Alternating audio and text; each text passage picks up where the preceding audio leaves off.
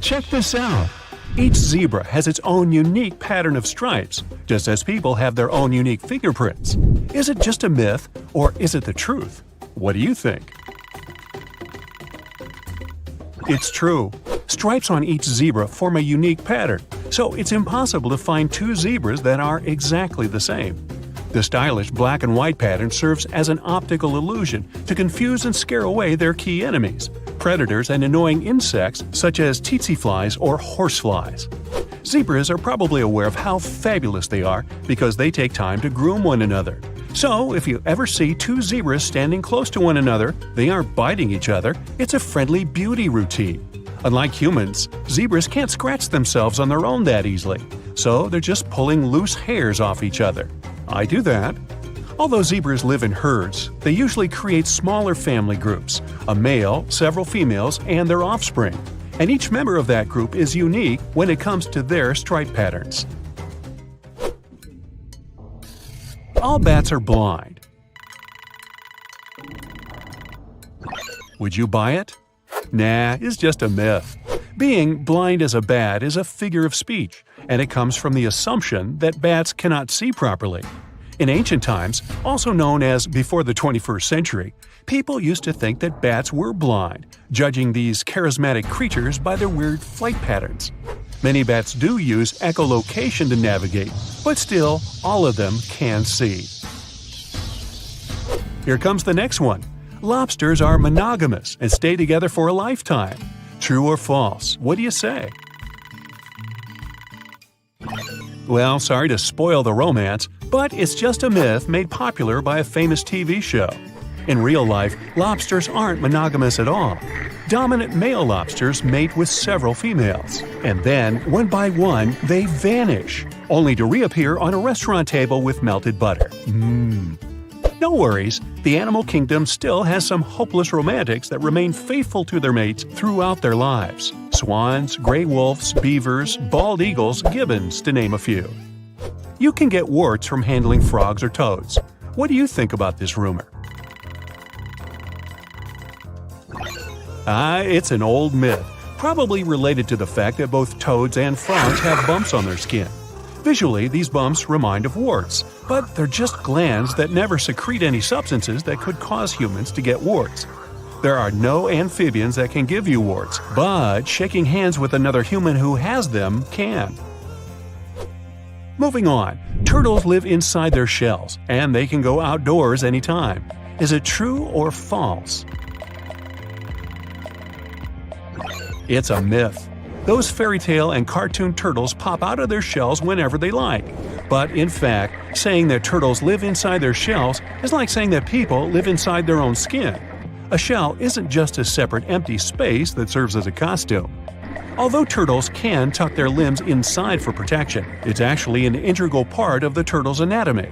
Take a look at the actual structure of its skeleton. The shell is fused to the bones of the skeleton, and the turtle can't live without it. The same goes for tortoises. One major key difference between turtles and tortoises is that tortoises spend most of their time on land, while turtles are designed to hang out in the water.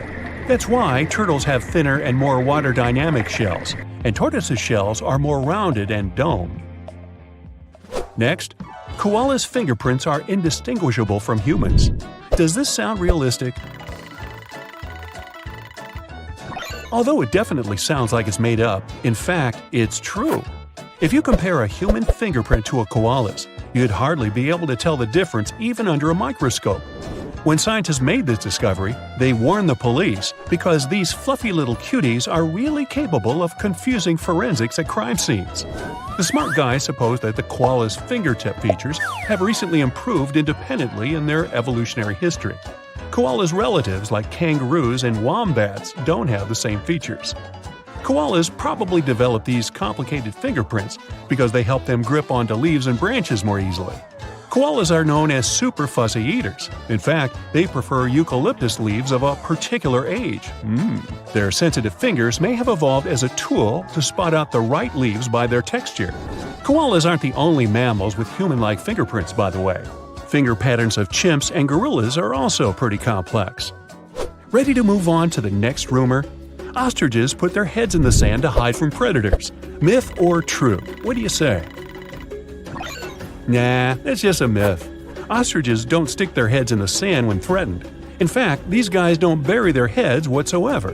This myth has spread, thanks to that famous idiom, to hide one's head in the sand. In real life, ostriches have to dig holes in the sand for their eggs because they're flightless birds. To make sure they're evenly heated, ostriches put their heads in there to rotate the eggs from time to time. But ostriches still have some escaping mentality. When they face some threat, they can flop to the sand and stay perfectly still, pretending they aren't alive. Goldfish can't remember anything for longer than a second. Can it really be that bad? If you often say you have a goldfish memory as an excuse for forgetting something important, I have some bad news for you. Multiple studies have proven that goldfish can remember things for several months, if not more. Scientists from an Israeli university held the cutest experiment. For 1 month, they turned on classical music while feeding the fish. They believe that this practice would teach the fish to associate the melody with food. In 5 months, after the end of that training period, the fish still got excited and started looking for food every time they heard the music piece that had played earlier. Ah, Mozart! Hey, where's my food? It's not clear exactly where this myth came from or why it's so popular, but some people suggest that goldfish owners started it as they felt guilty about keeping their pets in tiny bowls. Cats and dogs are colorblind. Any thoughts on this one? Well, that's not true. Cats and dogs have much better color vision than we thought. This myth is probably just an exaggeration of the fact that each animal perceives colors differently than people. Studies reveal that both cats and dogs can see in green and blue. They also have more light-sensing cells in their eyes, also known as rods, than humans do. It means that cats and dogs can see way better in low light spaces. Dogs' eyes have fewer cones, those color-sensing cells. That's why scientists believe that dogs' approximate color vision is only about 1/7 as vibrant as humans. Sharks can only breathe and stay alive when they swim. Does this one sound real to you?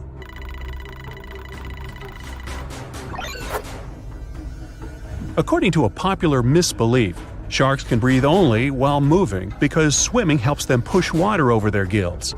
Although many kinds of sharks are designed this way, many others, like bottom-dwelling nurse sharks, don't need swimming to pump oxygen-rich water over their gills. Meanwhile, all sharks do lack swim bladders, so if they stop swimming, they'll probably sink to the bottom. But luckily, a shark's body can't be compressed. That's why rapid descents or ascents are safe for them. Sea otters hold hands so they don't drift apart while sleeping. Can you believe that? Yep, it's true.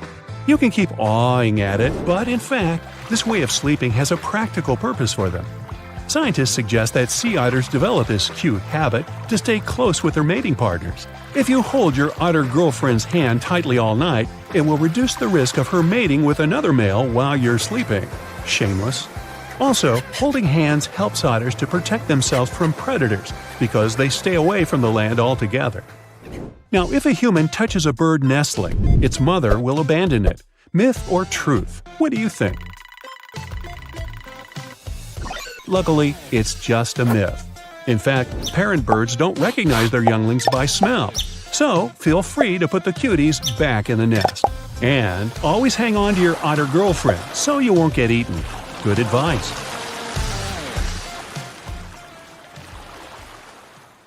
Did you know that chickens can jump and fly too? Domestication of the chicken dates back to at least 2000 BCE.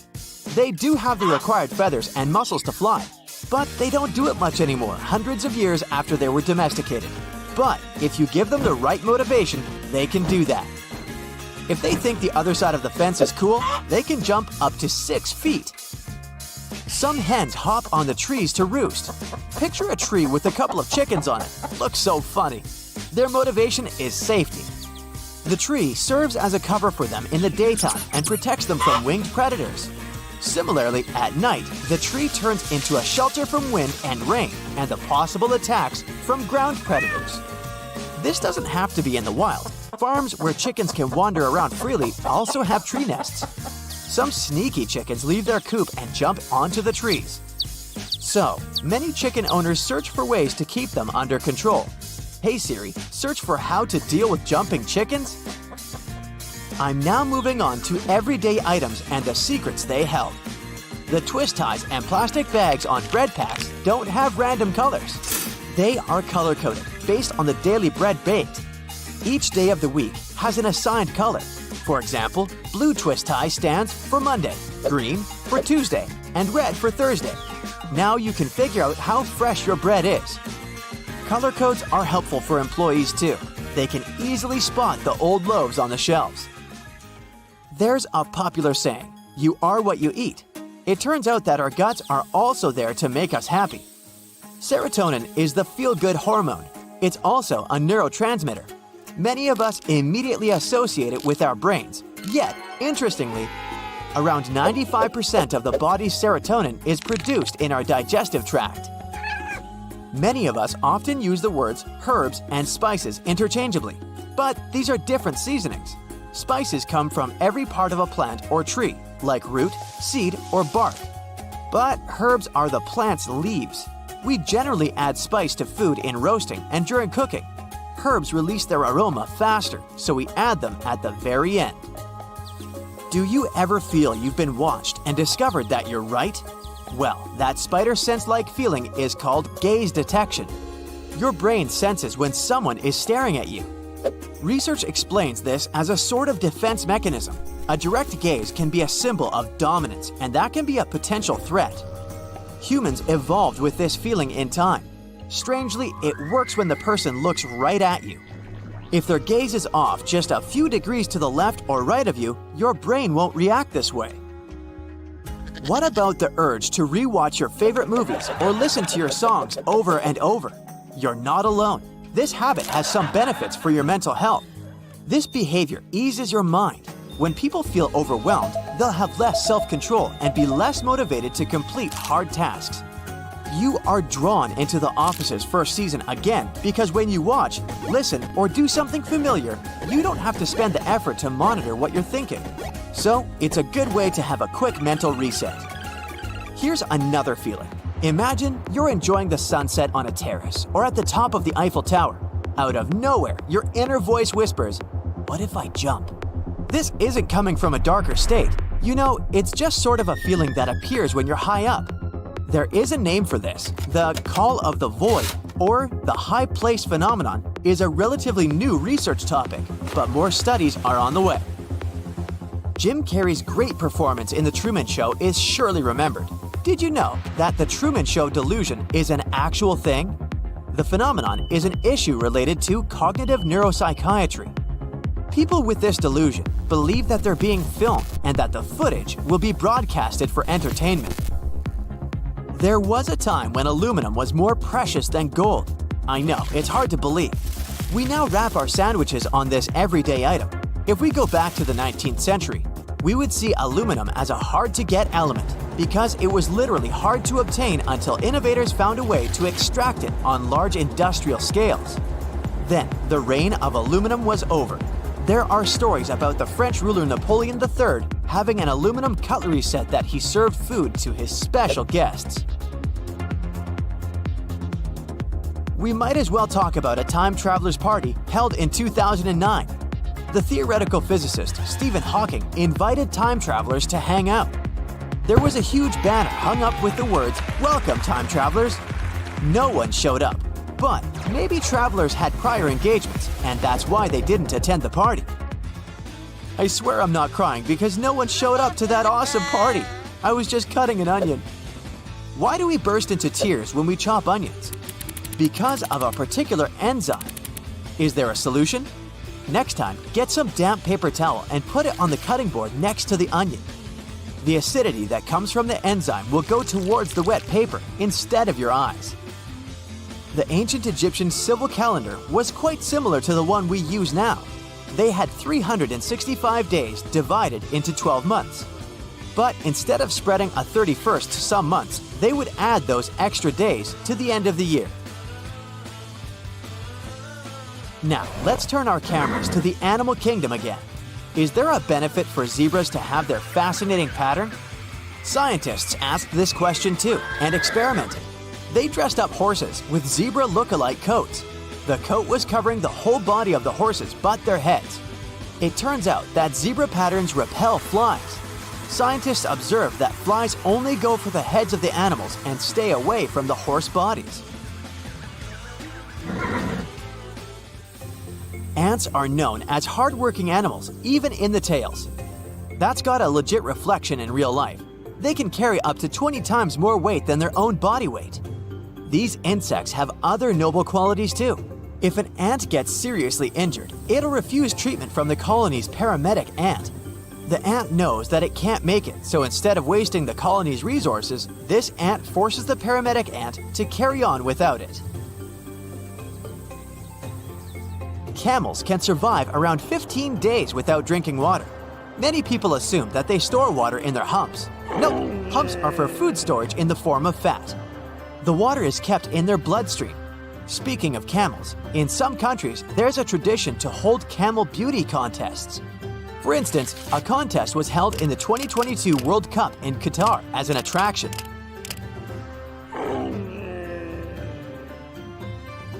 You see a giant housefly in the house, but it flees from your ninja's hands. You might think that nature will take care of it in a couple of days, but actually, houseflies can live for about a month or two. The next fact is about an emergency on the road. Detachable car headrests can be used as an escape tool. You can break the window with the headrests if you can't leave the car by the doors. You should wedge the headrest between the glass and the windowsill. Aim a corner. Then, you hit the headrest as hard as you can to break the glass safely. You might have to hit a couple of times, but it eventually shatters. Don't give up after one try. Don't be shy. Share your wow facts with us.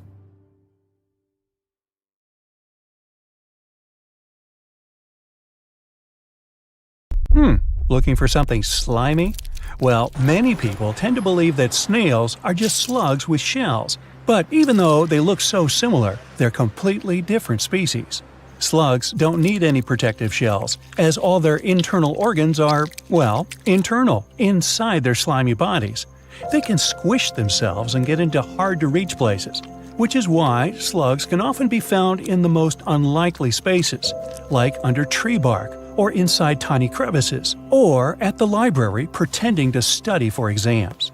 Snails, on the other hand, are tightly connected with their shells and can't survive without one. Unlike hermit crabs, which replace their shells as they grow, snails are born with a shell on their back.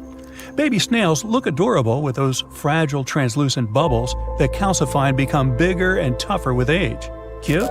Well, you be the judge. Many of the snail's internal organs are inside the shell too, meaning that if it gets crushed or damaged, well, the animal would probably not survive. Still, a snail can repair small scratches and cracks in the shell with the help of proteins and calcium secreted by its mantle. Now, turtles are very close to snails in this regard, by the way, because contrary to common myth, they can't leave their shell at a whim either. A turtle shell is an integral part of its body, and despite the reptile being able to hide its head and paws inside to protect itself from predators, its skeleton is fused with the hard shell, and just like any other animal skeleton, it grows with the turtle itself. Now, koalas do only eat eucalyptus leaves, but there are over 600 different kinds of those, and koalas only munch on 30, or just 5% of what's available on the menu. So it has to be a very specific eucalyptus tree to make a good meal for a picky koala. These adorable creatures also have something in common with domestic cats. They sleep for 18 to 20 hours a day. Polar bears aren't at all white. Their skin is black under the fur. They need the white color to disguise themselves while on the hunt. The color black absorbs the sun better than any other, while white fur doesn't stop sunlight. Rays pass right through it. In a sense, a polar bear has transparent fur. There's a myth that dogs and cats see the world in black and white. In reality, they just can't distinguish some colors. Nobody knows how exactly dogs see. Some think they only distinguish two colors. Could be blue and yellow for all we know.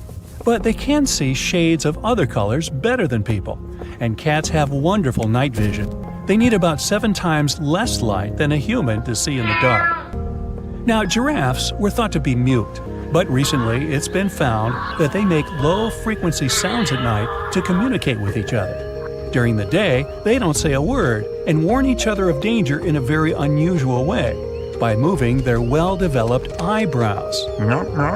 It's likely that at night it's difficult to see the eyebrows, so they start talking for real. While we're on the topic of giraffes, these animals sleep much more than 30 minutes a day, but probably not as much as you do. Their sleeping pattern is quite typical. After researchers monitored a herd of giraffes, they found out they slept at night and took short naps in the afternoon. In total, each giraffe had around 5 hours of sleep every day. Oh, and by the way, a herd of these guys is actually known as a tower of giraffes. Makes sense with the long necks. Seagulls can drink seawater. There are salt-secreting glands near their eyes. These glands purify seawater very quickly, and the salty residue comes out through the nostrils. Yep, you guessed it, salty snot. The Adelie penguins are real romantics. They only have one partner for life. The male must give a smooth stone to the female to create a family. You could say that's kind of an engagement ring. Like humans, though, a female penguin may refuse and not accept the ring. Speaking of animal love, foxes are romantic too. Male foxes are good fathers and husbands. They're devoted to their loved ones for life. They look after the females and even pick fleas from their fur. Aww. Male foxes improve their whole houses and take an active part in their baby's upbringing. Dolphins can sleep with one eye closed and the other one open. Half of the brain dreams and rests, and the second half closely monitors the environment for signs of danger. The perfect brain for sleeping during boring classes and meetings. Hey, I didn't say that. Besides, dolphins manually control their breathing. They can simply drown if their whole brain is sleeping. Sea otters are the cutest sleepers among all animals. In the summer, because of the heat, sea otters spend all the time in water. They swim on their backs and sleep in that position. The babies are sleeping on their mother's stomach, and 2 adults hold each other by the paws so that they're not carried apart by water currents. Ostriches don't stick their heads in the sand when threatened. In fact, these guys don't bury their heads at all. This myth has spread thanks to that famous idiom to hide one's head in the sand. In real life, ostriches have to dig holes in the sand for their eggs because they're flightless birds. To make sure they're evenly heated, ostriches put their heads in there to rotate the eggs from time to time. But ostriches still have some escaping mentality. When they face some threat, they can flop to the sand and stay perfectly still, pretending they aren't alive. Now, according to a popular misbelief, sharks can breathe only while moving because swimming helps them push water over their gills. Although many kinds of sharks are designed this way, many others, like bottom-dwelling nurse sharks, don't need swimming to pump oxygen-rich water over their gills. Meanwhile, all sharks do lack swim bladders, so if they stop swimming, they'll probably sink to the bottom. But luckily, a shark's body can't be compressed. That's why rapid descents or ascents are safe for them. Scientists from Japan played audio recordings for cats to prove they're truly dismissive. In those recordings, the owners of the cats called them by their names. Cats' pupils dilated, the animals moved their tails, legs, or ears. Cats heard people, but rarely responded. It's all about evolution. Cats came to people because they were attracted by mice that ate grains. They lived close to people, but were never tame. And yet, we keep feeding them. Birds are actually the only surviving dinosaurs. They evolved from theropods, the dinosaurs that ran on 2 legs. Yep, T-Rex is a distant relative of chickens, ostriches, and even hummingbirds. In reality, flamingos are white. The bird turns pink due to beta-carotene. This pigment is found in the algae and the shrimp that it feeds on. You can change your color too. If you eat a lot of carrots, your skin will turn slightly orange. This will happen because of the high beta-carotene content in the vegetable. Sailors from all over the world talked about the giant squid they met on their voyages. For many years, scientists considered monsters with long tentacles to be a myth. But in 2004, the first photo of a giant squid was taken. They actually exist. Scientists have registered an animal that has grown to 43 feet. Mosquitoes actually bite some people more than others. The most delicious humans are those with type O blood. Also, these insects have really good eyesight. They're attracted by green, black, and red colors. So, check the color of your clothes before you go camping. You can actually put a shark in a trance for 15 minutes. To do this, you need to stroke the nose of a dangerous animal with your hand. This sort of hypnosis is called tonic immobility that happens thanks to the receptors in the shark's nose. When stroked, the receptors send a lot of signals and the shark's brain is unable to process them all. Now, what it doesn't say here is exactly how you get close enough to a shark to rub its nose. I'd say that's important information, don't you think? Elephants aren't afraid of mice per se, but these massive animals have bad vision.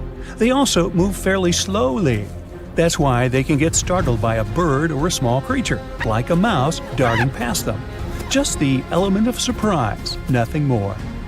The chameleon can change its color, but this creature doesn't do it to camouflage itself.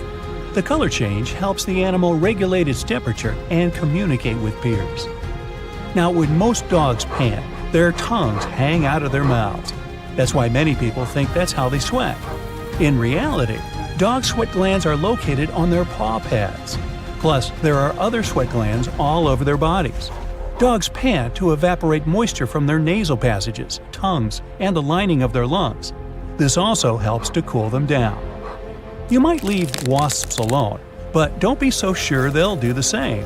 Bees do respect human boundaries, and if you don't bother them, they won't hurt you. But wasps are so bad-tempered, they can sting you even if you're just walking by their nest. Well, phooey on them. The button on the top of your baseball cap is there purely for aesthetic purposes. By the way, this little thing has a name. Professionals call it a squacho. Its initial function was to hold the four panels of the cap together. As hat making improved, the panels stopped needing it to hold together, and squacho was removed. But hats didn't look the same without it. Soon after, the squacho returned due to popular demand. Originally, high-heeled shoes weren't intended for galas and proms. Back in the 10th century, horse riding was pretty tough with flat-soled shoes, and many riders' feet would constantly fall out of the stirrups. Higher heels helped deal with that problem. The grip was much firmer with them, and they grew in popularity.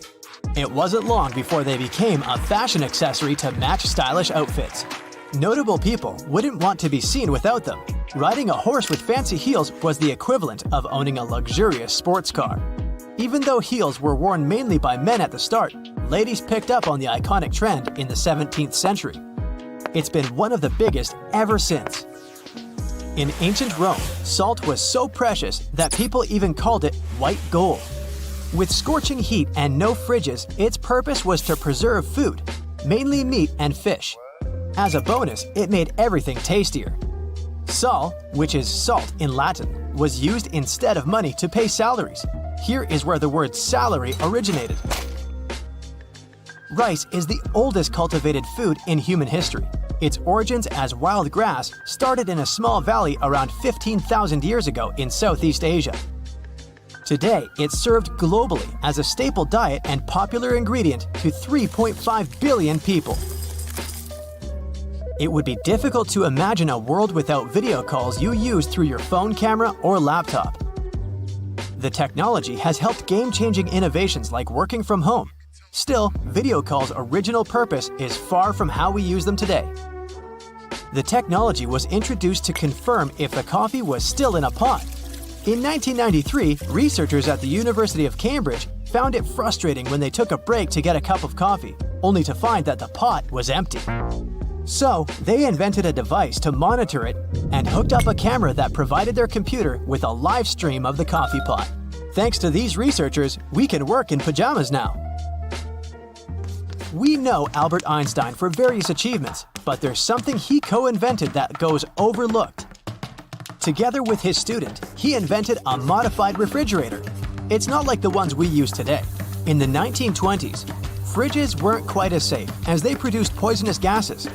He wanted to create a safer version that didn't require electricity, without moving parts, and only needed a heat source to operate. Unfortunately, there wasn't enough funding, so the project dried up.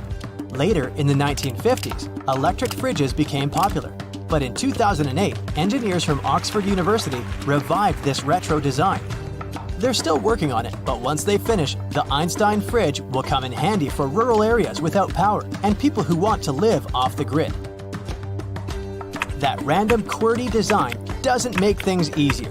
In the 1870s, Christopher Sholes invented a layout that ensured typing was twice as fast. But with commonly used letters next to each other, it was a bit too fast, and the machines constantly jammed. So, he then developed the QWERTY design. It forced typists to adopt a pecking style. This way, they would search for a letter and slowly type with their index fingers. The keyboards remain unchanged even today, and people all over the world have somehow adapted to them.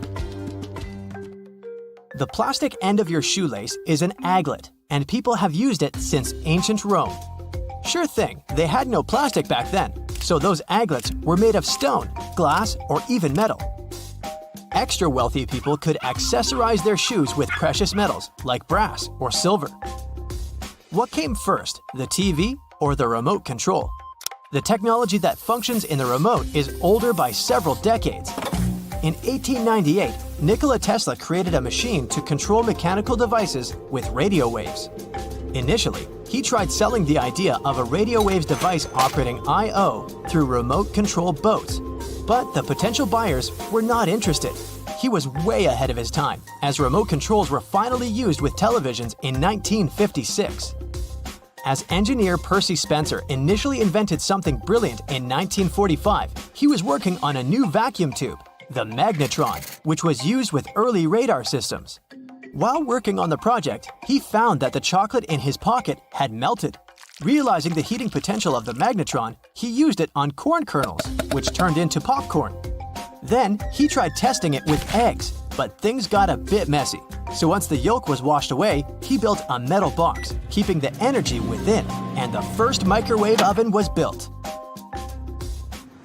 In 1733, a duke in England requested William Kent, an architect, to make a traveling device for his kids. William accepted and built the first ever stroller, but nobody had to push it. Instead of handles, it was built like a carriage and pulled by a goat or a small pony. Only a few were made as it was pricey. More than 100 years later, in 1848, the first stroller with push handles became available and more affordable. Police are often associated with donuts, and there is actually a reason why. During the 1950s in the USA, police officers that worked night shifts found it hard to locate anywhere open for a midnight snack. Donut shops at this time were family-owned. They were working hard throughout the night, providing fresh donuts for the coming day. The shops were vulnerable at night, becoming the perfect relationship: nourishment for the police and extra protection for the shops. Popping bubble wrap is an excellent source of relaxation, and it's also helpful with delicate packages. In 1957, two engineers glued together two shower curtains, trapping the air bubbles between. This is how the first bubble wrap was made. The result they were looking for was a sort of textured wallpaper. Still, it didn't go well on the market. Sometime later, they tried to sell it as insulation for greenhouses, and once again, they failed. Everything changed in 1960 when IBM needed to ship delicate computer parts. The bubble wrap was perfect, and they continued to collaborate. Using maps with your phone has become a far easier way to navigate, but the old-fashioned handheld maps were once the only option, creating a competitive industry. So much so that map makers would draw in phantom settlements to avoid rivals stealing from them. These fake towns were called a copyright trap. However, one of these fake settlements became real. Agloe in New York was drawn into a map by General Drafting Co. Another competing map maker had also included this town on their own, and the copyright trap was sprung.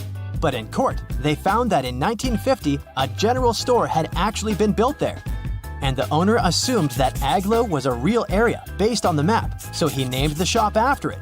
So there was no violation found, as technically Agloe was real, thanks to that general store.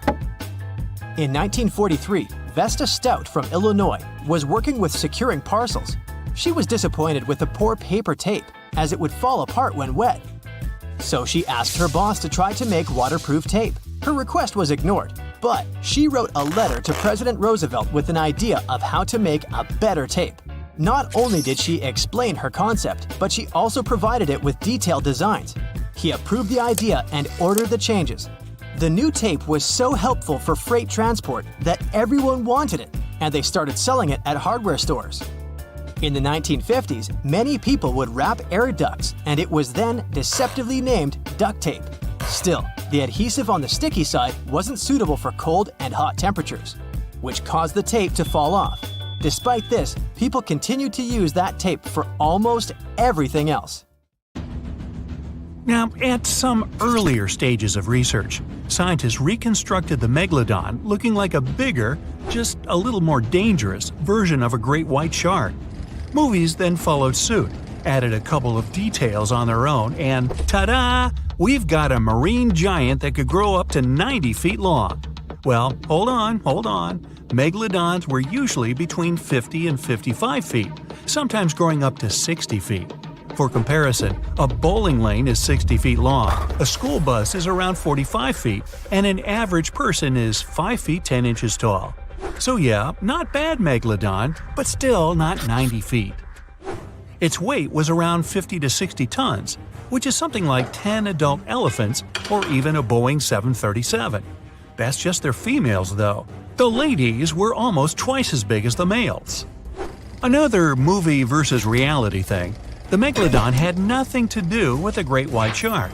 The closest they could be is cousins, because megalodon, in fact, is the last descendant of a completely different lineage of sharks. Plus, its kind is around 3 times bigger than an average great white. It has a shorter nose and a much flatter jaw that almost looks like it's squashed. Also, Meg's pectoral fins are longer than those of the great white sharks. Ancient predators ate a lot, so they needed something to support their weight. They both had an excellent sense of smell, though, so even in prehistoric times, it wasn't a good idea to go swimming with a chunk of raw meat in hand. And it certainly isn't safe now. Whether the Meg's hiding somewhere in the depths, which some still believe is true, or it's gone forever, younger cousins will be there waiting. Also, both of them like to go after big marine mammals, so they would certainly have things to do together. That is, until the Meg got moody and accidentally ate its friend. You never know. These guys had a different hunting style. Great whites prefer to dive straight toward their prey and find the softest spots, like exposed legs or underbelly. Megalodon aimed for the fins and tail because of its almost 10-foot jaws and what's considered to be the strongest bite ever. Its teeth could pierce almost anything. Sometimes an entire tooth would be found embedded in the bone of some bigger animal, such as a whale. Without the main parts they use for swimming, poor sea animals were then helpless and unable to escape. Yet whales were just a smaller part of the megalodon's diet. Seals, sea cows, squids, dolphins, other sharks, the good old Meg probably wouldn't say no to some random school of smaller fish swimming into its mouth either. Nothing better than a good snack after a big tasty dinner. Even those giant turtles weren't safe within their thick shells. The Meg probably took those as a dare challenge on a daily basis.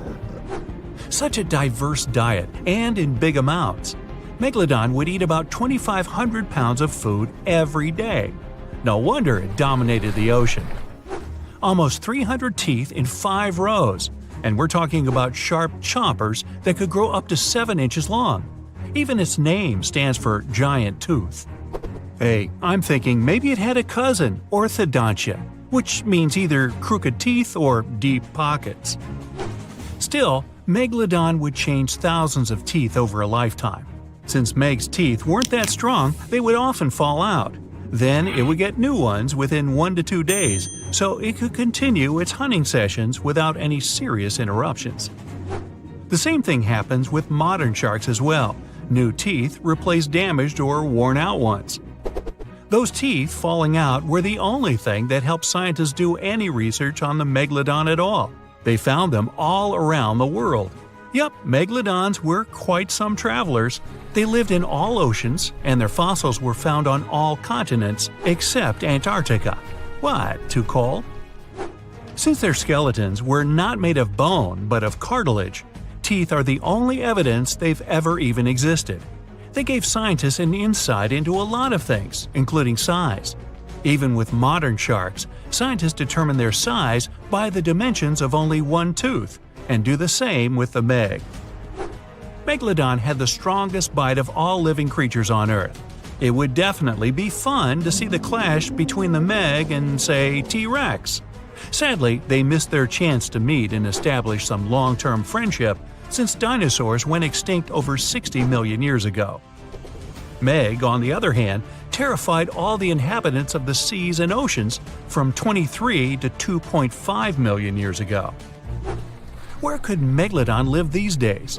Well, it would probably love the places modern sharks go to, such as Florida, Hawaii, Brazil, South Africa, or some other tropical paradise. When you think about it, it's not bad at all. Meg, take me with you! Meg itself didn't have any serious competition or a natural enemy, but its infants were too weak to defend themselves. That's why the apex predator had to choose warm, shallow waters with no strong currents to raise its babies. Those, by the way, were around 6.5 feet long, not quite tiny themselves. Scientists actually found some of their juveniles' teeth, so it seems like part of their nursery areas was the coast of Panama, and that's 10 million years old. Okay, time to meet with one of Megalodon's potential rivals, the mighty sperm whale. 45 to 60 feet long, the size sure makes it quite an adversary. Modern sperm whales don't have such big teeth, but their ancestors, which lived around 13 million years ago, were well packed. The largest tooth found was 5 inches wide and 14 inches long. That's something like the biggest soda bottle out there. That would make an interesting combat. Here, we're talking about this giant marine predator, but this is not the only intriguing ancient animal that wandered the oceans. In fact, sharks are some of the oldest creatures on our planet, more ancient than insects, mammals, dinosaurs, even trees. Mass extinction events wiped out most life on Earth.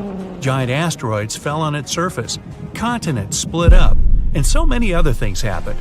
But sharks were there, alive, persevering, apparently with no contact with the outside world, just chilling and doing their thing. The spiny shark was actually one of the first animals with a jaw. Not that it could do much with that jaw, since it was only around 12 inches long. Meg wouldn't even bother around this one, and it wasn't even a real shark, it just looked like one. If you ever wondered how a combination of eel and shark would look like, well, here it is. Eel shark preferred freshwater, was up to 3 feet long, and went extinct around 200 million years ago. Since dinosaurs appeared around 230 million years ago, the eel shark was probably there to give them warm welcome, prepare a buffet, but the dinosaurs had unfortunately mistaken it for dessert. Now, this predator would get some real screams on a nice sandy beach during a spring break if it was still alive, the Ginsu shark. It was nicknamed after Ginsu knives for a huge mouth of almost 500 razor-sharp teeth. One of this monster shark's hobbies was to go after big turtles. Okay, now seriously, what's with that shark turtle thing? Scissor-toothed sharks. Now we're talking. These guys lived around 300 million years ago and had some strangely shaped heads. The weirdest part were their jaws. This shark didn't shed old and worn-out teeth, but kept growing new ones at the back. Those in the front were then pushed forward, and with age, the shark got a really strange scissor-tooth look. Scientists are still unsure why it had to be like that. Hey, time to call in the orthodon. Even during the Meg's long reign, our favorite ancient predator still wasn't the only scary giant shark in town. For instance, I can't pronounce its name, so I'll just call it Mr. C. Unfortunately, not enough of its fossils were found to get more information, but some research says it had teeth more than 5 inches long. That also implies it could probably grow to be 20 feet long. Oh, and if it only left just a couple more teeth around, I guess the Meg wouldn't be the only movie star from those times. So close, C, so close. In the airport, they usually ask you to take your laptop out of your backpack and put it in a separate bin while going through the security check. Laptops are dense and the X-rays can't see through them, so you could be hiding something dangerous there. If it's out and it's on its own in a separate bin, it's easier for the scanners to capture a prospective hazard. Normally, the messages you send using iMessage are blue, but look, this time it turned green. No need to panic. It's not like the user blocked you or anything. It's just that you sent a regular SMS and not an iMessage. iMessages can only be sent to people who own an Apple device. So, if the recipient doesn't have one, they're all gonna be green. Another reason your phone might opt for an SMS is that your iPhone isn't connected to the internet. iMessages go through the web, and SMS uses a cellular signal. The jacks you put in your devices have little plastic rings on them that separate different sections. These sections are called pins, and each of them serves a different purpose. Each plug will have at least one plastic ring because any plug must be separated into at least 2 pins. One of them is there to cancel out any interference, and the other to carry the signal. If, for example, your headphones have 1 ring and 2 sections, they have a mono playback. They deliver the same sound to both your right and your left ear. If there are 2 rings and 3 sections, then there is a basic one to cancel out interference and the other 2 for either ear. 3 rings and 4 sections mean that you have a set, 1 basic, 1 for either of the ears, and the last one is the microphone pin. I bet you've never even noticed, but all credit cards, no matter what bank or country they come from, are the exact same size. The first ever credit card was issued in 1958 by the Bank of America. And later, the international standard was established for every issuer around the world to follow. The standard dictates both the proportions and the thickness. Whistles can work perfectly fine even if they don't have that ball inside, yet they all have it. That's because even though there's a sound without the ball, the noise it creates is very flat and not distinguishable enough. When you blow, the ball starts moving around inside, creating different pitches and making the noise more noticeable. Jeans have had those metal rivets ever since they were invented. Jacob Davis, the man who made the first pair of jeans, added copper rivets to those spots where the pants were more likely to rip to make them stronger. Today, they have more of a decorative purpose because they're distinctive and traditional for jeans. A basketball has little dots all over its surface, and they serve as friction points. It's important for that ball not to slip out of the hands. There were times when they played basketball with a soccer ball. The floor was very slippery, and it was impossible to play because you'd have to be very careful just to keep the ball in place. So, they had to redesign it. The more points of contact any object has with some surface, the more friction there is, and the less likely it is to slip on the surface. So, that's how the ball got its dots. Those holes at the end of the handles aren't just there for you to hang your pans easily. You can also place your cooking spoon in there while making a meal. It'll hang right above the pan, and the sauce won't spill around.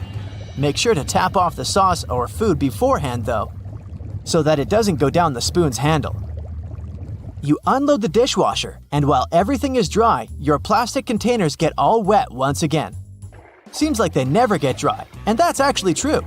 The reason for it is the material. The dishes heat up and cool down slowly, so the remaining water evaporates and dries out easily. When you take out those plastic containers, they cool down way too fast, so the water doesn't dry out of the surface and just stays there. Another water source is those upside-down cups that collect water on top. But have you noticed that cups have chips on the bottom? They serve as a water drain in the dishwasher. So yeah, these cups don't accumulate water in the dishwasher. Take a look at aluminum foil.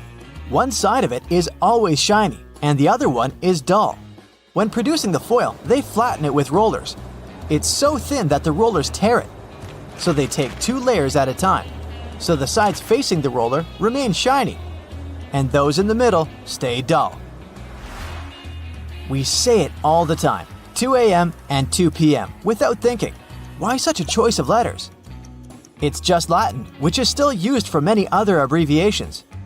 AM stands for ante meridiem, which means before noon. PM stands for post-meridium, meaning afternoon. Same with pounds, which are noted as LB from the Latin phrase libra pondo. Most movie theater seats are red, and the reason isn't better visibility, but quite the opposite. In low light conditions, red is the first color that fades away in our eyes. And that's what we want in a movie theater, to see nothing but the screen. Also, movie theaters were inspired by fancy Italian opera houses, so that's another reason too. Have you ever wondered why so many Disney characters wear white gloves? Well, back when animated movies were black and white, putting white gloves on characters was a way to make the hands stand out from the rest of the body. Then animation evolved, but the gloves stayed as a Disney tradition. But there are other reasons too. Human hands make animal characters more humanized and relatable. Also, those gloves are way easier to animate, which speeds up the process. Cats often rub their bodies against your legs, but do you know why they do it? This way, they transfer their scent to you, marking you as their territory and as their human. It's also a sign of affection. By doing this, they show that you're part of their inner circle. Wonder why it's so hard to swat a fly? Well, to a fly, we're sloths. That's because they see things in slow motion compared to us. Species have a different perception of speed. The speed we see will be twice as fast for a turtle, and it will be 4 times slower for a fly. Turn a video to 0.25 speed and imagine someone approaching you at this pace. Well, that's how a fly sees you. So yeah, it has enough time to escape. Road signs have different shapes and colors to send different signals to your brain. Oval shapes are more friendly, and squared ones are very familiar and secure, so they're usually regulatory. Triangles reflect instability, so they're usually warning signs. And finally, the stop sign has a special octagon shape, the most unusual and unsettling. It's supposed to draw your attention to it. Together with the red color, this sign stands out the most, just like it's supposed to. Some sidewalks have little plates with bumps on them. We don't pay much attention to them, but they're very important for visually impaired people. They signal a slope that then leads to a crosswalk. Also, there are several patterns that signal different things. Name the school grades: A, B, C, D, and F. No E.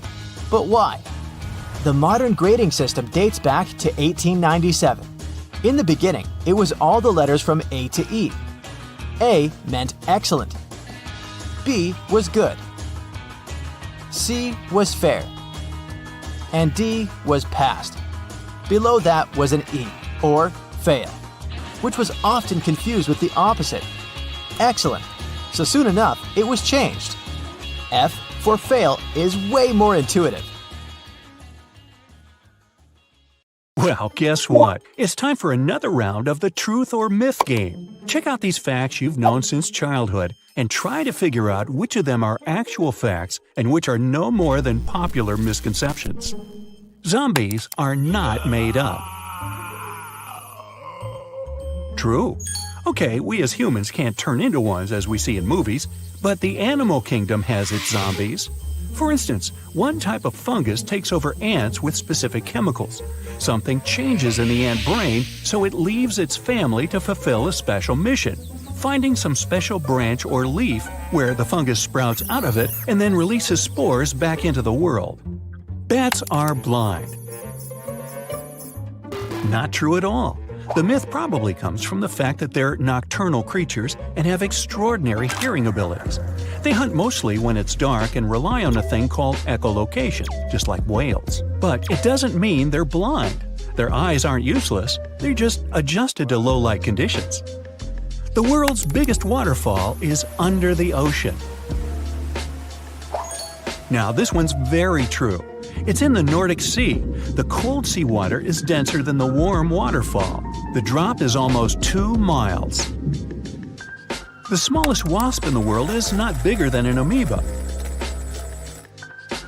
Well, this is true as well.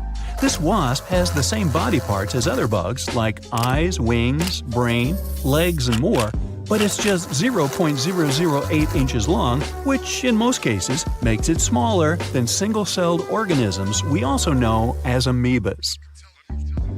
An ostrich egg will always have several yolks. Not true. Just like a regular chicken egg, an ostrich one has just one yolk. It's pretty large though, equal to about 24 chicken egg yolks. All dinosaurs were giants. Well, that's false. Movies show them as huge, scaly lizards, but nope. First off, there were many smaller dinosaur species, and some of them were as small as a turkey or a pigeon. Plus, some dinos, like T-Rex, were even covered with feathers, especially at the early stages of their lives. Oxygen is colorless. Well, this one is true, but only partially. As a gas, it has no color, but in solid or liquid form, it has a sky blue shade. We only use 10% of our brain.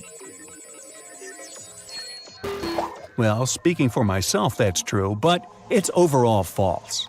The idea about hiding incredible powers in the rest of our brain makes for a good movie, but in reality, it's different. We actually use 100% of our brain all the time. It's only that parts of it are more active than others in different circumstances.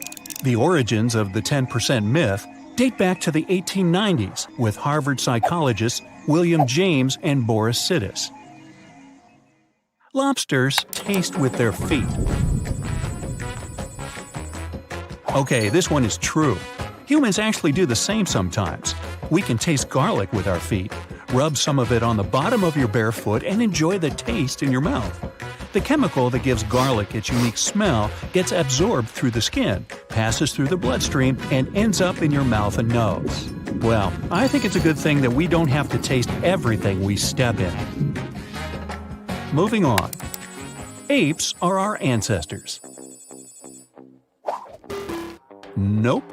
We are all primates and have some common but very distinct ape ancestor with species like chimpanzees. Still, evolution works in a more complex way than that. The family tree divides, after which each species develops in their own direction. That way, humans and apes got many distinctive features after dividing their lineage in a very distant past. Then maybe Neanderthals are our ancestors? Myth again. Even though they lived at the same time modern humans at one point, they mostly inhabited different areas of our planet. So they're not just a stage of human development, but a different lineage. They were also pretty creative. They used fire, made tools, ate medicinal plants, cleaned their teeth, and did so many more things similar to our species. Neanderthals probably went extinct because of the harsh climate changes. The sun is yellow. Not true. This is an illusion created by the Earth's atmosphere. The true color of the sun is white. It all depends on the temperature. The cooler the star is, the deeper and darker it is. So the coolest stars are dark red or brown, and then there are hotter red stars. If the star is about 10,000 degrees Kelvin, it's blue. The sun is not the hottest star, so with a surface temperature of about 6,000 Kelvin, it is white. Black holes are actual holes. This is a myth. Contrary to what the name implies, they aren't empty. They are very dense objects with an extremely strong gravitational pull. Here, step into this. Whoops! If you venture into a desert, you probably still need to grab an umbrella. True. It's a common misconception that it never rains in deserts. For example, the Sonoran Desert in Arizona is probably one of the wettest deserts on Earth, with up to 20 inches of rain per year. Dogs can only distinguish black and white. Myth. Sure thing your pup won't tell the difference between maroon and purple, but dogs do see a few colors. Their dominant ones are blue and yellow. For instance, when doggies see a rainbow, it looks for them as a sequence of brownish, light yellow, gray, light blue, and dark blue. Cats need whiskers for balance. That's a myth again. Cats need their whiskers to feel what's around them, not to maintain their balance. Also, whiskers help them see and navigate, so they basically act as antennae. The Great Wall of China is the only object made by people that's visible from space. Not true. NASA photos prove that there are quite a lot of human-made objects you can see from space. There are highways, bridges, some large airports, and even the Kennedy Space Center. Goldfish have a 3-second long memory. No, but I do. Fish are actually really smart. One study showed goldfish could tell the difference between 2 classical songs. They're not quick learners, true, but after over 100 sessions, they did it, which wouldn't be possible if their memory could only last for 3 seconds. The deep sea is completely dark. Myth. Yeah, sunlight penetrates deep waters weakly, so technically we can say that below 3,200 feet, there's officially no light. However, there's another type of light down there. It's all about blue and green luminescence. It generates light thanks to an enzyme called luciferase. It breaks down high-energy molecules and produces photons in bacteria and some deep-sea fish bodies. The ostrich buries its head in the sand. Not true. The bird would most likely have big problems because of suffocation in this case. What really happens is that they lay their head and neck down against the ground. Since these parts are light-colored, they blend in, which actually explains why people think their heads are buried in the sand. Also, the Earth is round. Or is it? Well, technically it has flattened poles, together with a bulge at the equator. That way, it has an irregular shape of an ellipsoid. Hey, remember that one for your next party conversation. Water boils when you add a bit of salt. That's a myth. It doesn't make any difference, and even if it does, it may even take longer for the water to boil. Porcupines shoot their quills. No, not quite. These quills are on their tail, sides, and back. They lay flat until the animal starts feeling threatened, but it's not their defense mechanism, since quills are rather soft to the touch. Maybe the myth occurred because these quills may detach if you touch them. A camel's hump is for water storage. No. These humps store fat, while the extra water is stored in their bloodstream. A blue whale's tongue is so big, it can weigh as much as a full-grown elephant. Well, that's true. Yep, these fellas are huge. Also, the heart of a blue whale is almost as big as a small piano. Wait a minute, heartstrings, piano strings. That must mean that blue whales can play the piano. And that's how these myths sometimes get started. You lose more heat through your head. Nah. The real reason people believe so is because when it's cold, our head is the only part we're most likely to keep uncovered. If we went outside wearing just a t-shirt, we'd lose heat through our arms. So, wear a hat, guys. Meanwhile, if you're wearing only a t-shirt outside in winter, it's not only going to be your arms that get chilly. There are 2 sides to every story. Just like to a regular cotton pad. 2 different textures, to be more precise. One is smooth, and you're supposed to use it for more sensitive areas of your face, for example, the eyes. The rougher side can help you remove makeup and clean your face in less sensitive areas, like the forehead. If you like having greenery in your home, you've probably noticed the flower pots have holes at the bottom. These holes are the reason your green friends live a happy life. They're extremely important for water drainage. Thanks to these holes, you'll avoid stagnant water buildup that can eventually ruin your plant. Also, thanks to those holes, roots can grow and expand beyond the limits of your pot. Have you noticed aviator sunglasses mostly have green lenses? It has something to do with their origin. First, they showed up in the 1930s. Before that, pilots had goggles to protect their eyes while they were in the air. High altitudes with glaring sun and sub-zero temperatures were a real test for their eyes. The goggles helped them with those issues, but there was another one. Since the temperature differences between the air outside and within the goggles were big, the lenses would fog up and obscure the pilot's view. So the company Bausch & Lomb came up with teardrop lenses surrounded by a light metal frame. These lenses were dark green because this tint cuts out blue light, which is also a problem for pilots when they're flying above the cloud line. Plus, green lenses also reduce glare and improve contrast and sharpness. Holes in the side of your Converse sneakers? Are those really necessary? Well, they allow air to enter your shoe so your feet can stay cool. You can also use them to style up your shoes and tie them in different ways too. There are 2 reasons plastic bottles have grooves. First, if you're drinking cold water and it's hot outside, you'll see there's a lot of condensation on your bottle. Or maybe if you're playing some sport or working out. Your hands are sweaty, and if a bottle had a smooth surface, it would be more difficult to grip it, so the ridges are there to improve your hand grip. The second reason is that because of these ridges, manufacturers can use thinner plastic. That means they need less material in overall production. And that plastic is still firm enough for the bottle to maintain its shape. Wooden coat hangers are not just there to look nice. Since they're made of cedar wood, they bring a nice scent to your closet. Plus, they repel bugs. They're also quite firm, so they come in handy for heavy clothes, such as jackets. And it's hard to damage them. So, they'll serve you longer. You may have noticed there's a colored square at the bottom of your toothpaste. These blocks mostly come in blue, red, green, and black. They are some sort of eye marks, since they help manufacturing machines at the assembly line recognize where and when to cut the toothpaste and seal the end of the tube.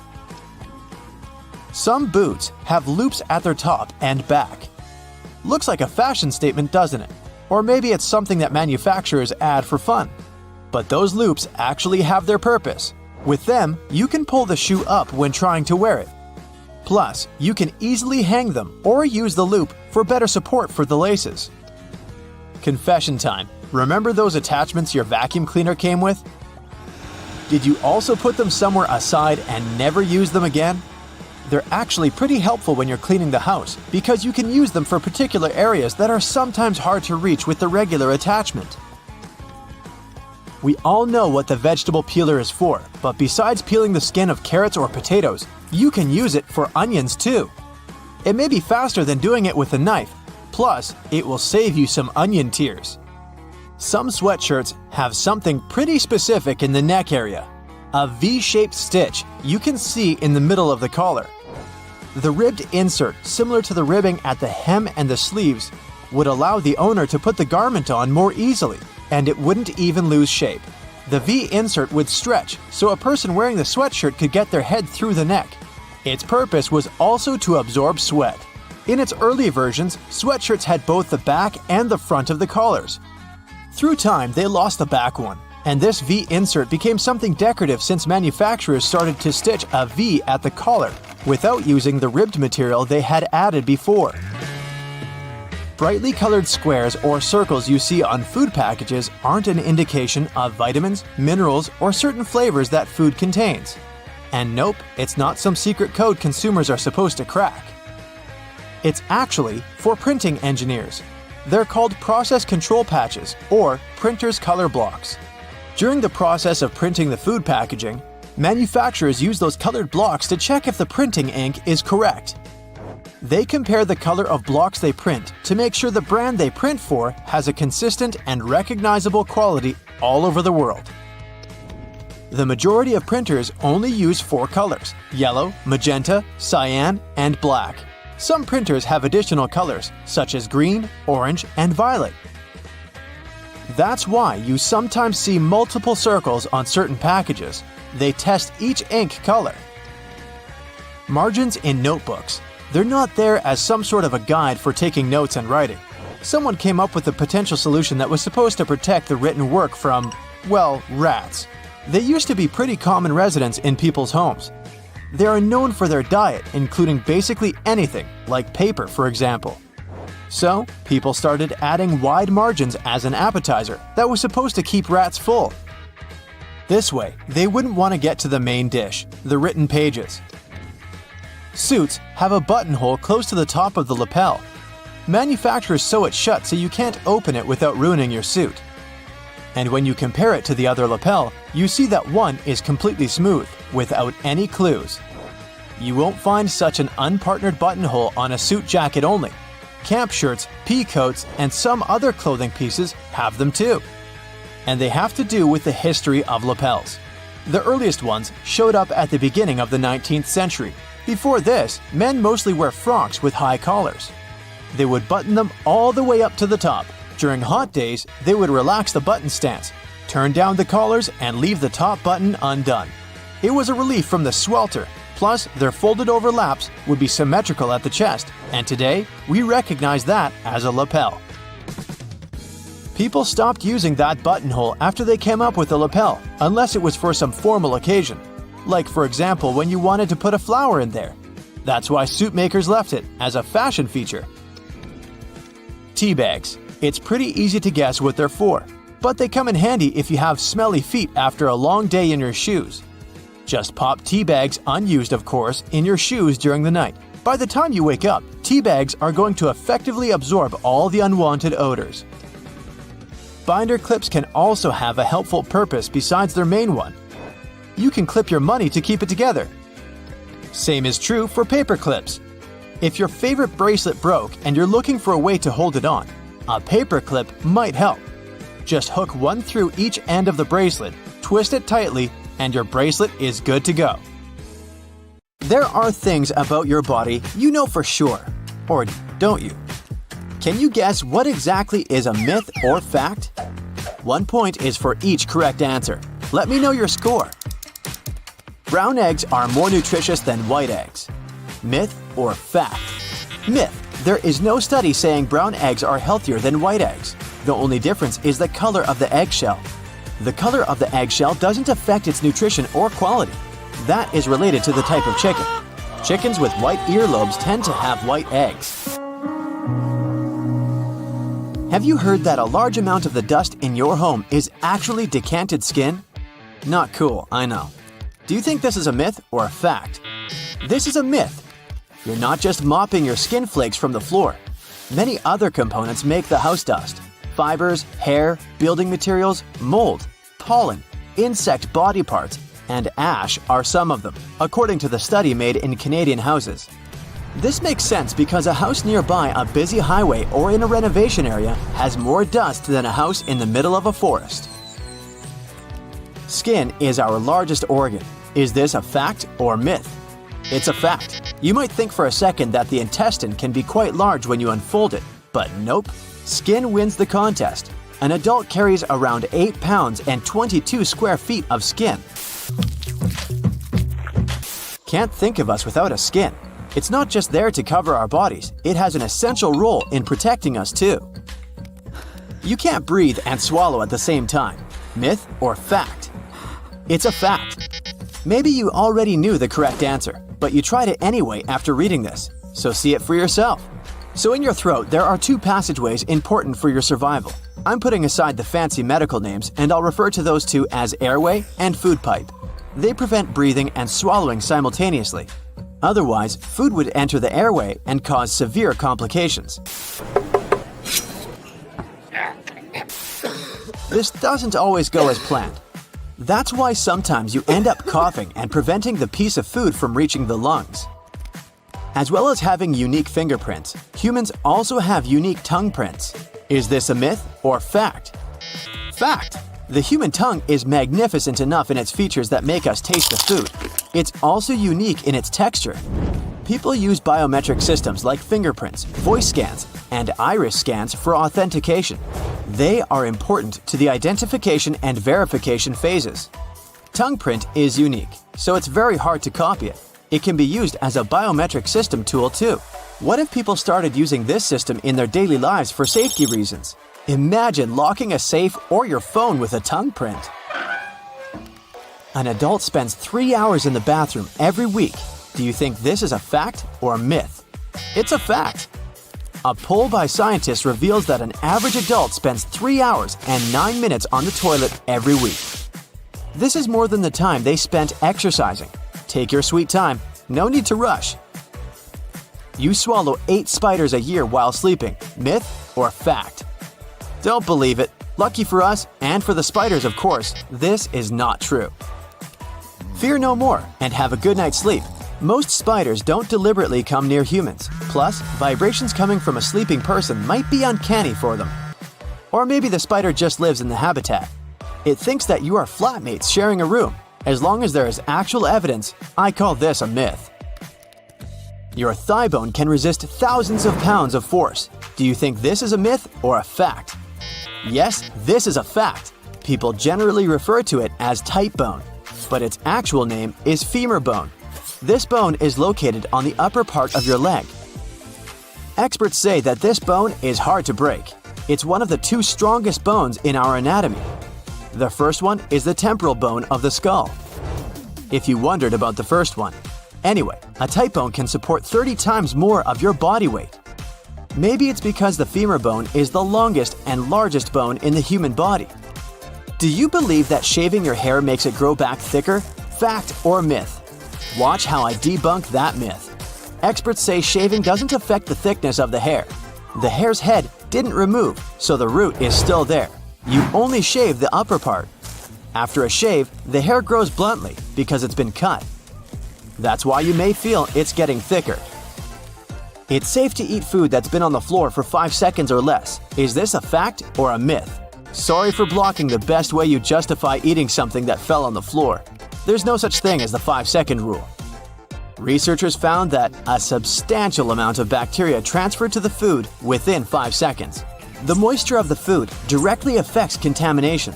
Imagine you drop a slice of watermelon and chips on the floor. I don't know why you're eating both together or how you end up dropping them both. But let's continue with this example anyway. The watermelon will have more contamination than chips. Because watermelon has more moisture in it, the surface of the watermelon is more open to transferring bacteria. Blondes and redheads may soon disappear. Myth or fact? An easy one, right? This is a myth. Red or blonde-colored hairs are connected to recessive genes. They can be carried from one generation to another without creating the hair color of the carrier. If both parents have the correct recessive genes, the chances are high that the next generation will have blonde or red hair. These genes are rare, but populations still have those genes carried out, so they won't get lost forever. For that to happen, literally everyone on the planet who carries that gene must disappear. So, the chances are low. Drinking coffee dehydrates you. Is it a fact or myth? Myth! You can enjoy your morning coffee. Okay, you may visit the bathroom more frequently after drinking coffee, but it doesn't mean you're losing more water. There are numerous studies made about the effects of caffeine. Some of these studies revealed that drinking a reasonable amount of coffee a day doesn't increase the risk of dehydration. Eating yogurt helps your digestion. Do you think this is a fact or just another myth? A fact, but with the right choice of yogurt. Yogurt is food containing probiotics. They are the good bacteria that make everything flow smoothly in your gut. Eating yogurt alone may not be enough to have a healthy digestive system. It supports the digestive system positively. Keep in mind, though, not all yogurts are equal.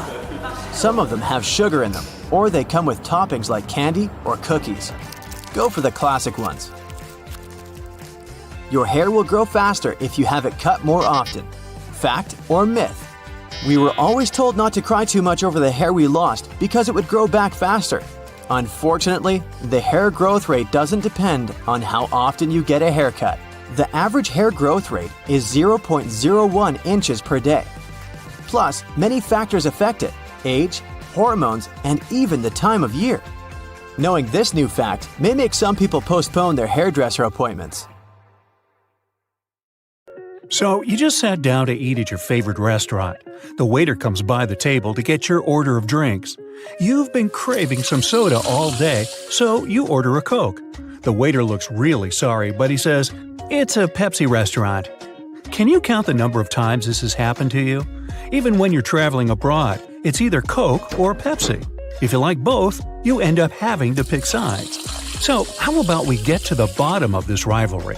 Is one of them objectively better than the other? The first category, variety. I'd say both companies are pretty good at this. You can easily choose between diet, no sugar, and even cherry Coke. While with Pepsi, you can even order such wild tastes as lemon, lime, caramel, and even some spicy flavors. The next category is taste. As you probably know, taste is something very personal. There's no right or wrong answer here, of course, but everyone has their favorite. The Coca-Cola recipe has been an intensely guarded secret since 1891, when John Pemberton, the inventor of the drink, sold the recipe. It was then modified by the buyer, a Schikandeler, and that's exactly the recipe we know and love today. Meanwhile, Pepsi Sweet Taste was invented by Calum Bradham. Sometime later, Charles Guth purchased Bradham's bankrupt company. This guy also owned a candy company named Loft. Can it explain why Pepsi's recipe is sweeter than Coke's? What do your taste buds say? Coke or Pepsi? Now, you've just woken up. You ordered pizza the night before and are ready to have some leftovers for breakfast. You open the fridge and, you're faced with a tough choice: cold pizza or cold pasta. How and why do both of these dishes taste so good when cold? There's actually science behind their amazing taste. According to pasta experts, your spaghetti tastes even better the next day because of that little thing called starch. It's mainly found in cereals and potatoes. To put it simply, the ingredients of these dishes have more time to get to know each other better as they spend the night sitting in the fridge. The starch absorbs the fat and sauce and seasoning overnight. It vacuums all the tastiness and makes the flavor much richer. This goes for both pizza and pasta. I guess it's not coincidence, then, that some people often over-order these types of food just so they can have some leftovers to appreciate the next morning. No, we never do that at my house. Still on the topic of pizza, I say let's settle the pineapple on pizza debate once and for all. It's true that this is the line that separates many of us. One side of the argument says berries should never go on pizza. Wait, what? In case you didn't know, pineapples are actually berries. A group of berries that have fused together, that is. Now, on the other side, there are Hawaiian pizza lovers. These ones will try to convince you how great pineapple is when mixed together with tomato sauce. It's supposed to add sweetness and freshness to counterbalance the spice of the tomato sauce. So, what do you have to say about that? Yay or nay? Oh, and have you ever tried pineapples on burgers? Yep, they have Concord burgers as well. Some fans say pineapple plays the same role as pickles. It provides that sweet, salty, and tangy flavor that your burger experience is in dire need of. Now, no twin is exactly the same, except when it comes to Twix bars. If you're the one to pick sides, then I guess you've already picked yours.